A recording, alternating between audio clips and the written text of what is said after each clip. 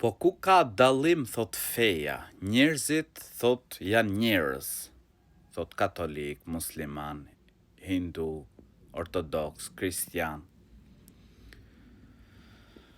Atëherë, njerëz janë, ndërsa feja ndryshon. Islami, që unë jam musliman, na mëson të jetojmë në paqe me jo muslimanët, të sillemi mirë me ta, të lutemi për udhëzimin e tyre. Por, secili ka fenë e tij. Secili ka fenë e tij. Ne si musliman, adhurojmë Allahun e lartësuar një të vetëm.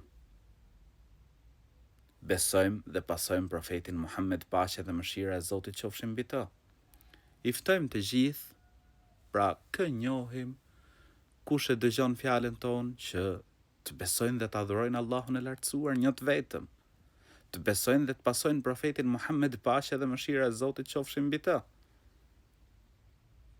Me këtë besim fitohet lumturia e përjetshme, fitohet xheneti i Allahut lartësuar. Ky është besimi jon. Pra, çështja e besimit, secili ka fenë e tij.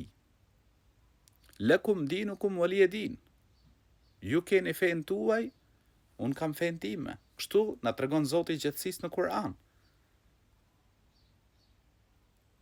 Islami na fton të jetojmë në paqe dhe kemi dëshmuar më së miri që ne jetojmë paqe me njëri tjetrin.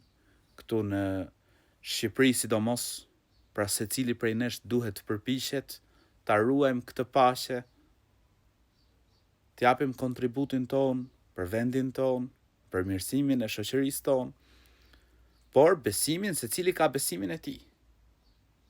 Dhe dialogu patjetër ka ekziston dhe me lejen e Zotit gjithësisë do të ekzistojë.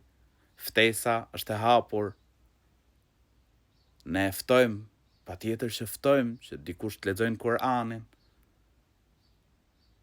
të lexojë për profetin Muhammed, paqja dhe mëshira e Zotit qofshin mbi të. E lutim Zotin e gjithësisë që t'i udhëzojë njerëzit. Për sa i përket njerëz jemi të gjithë, por secili ka fenë e tij.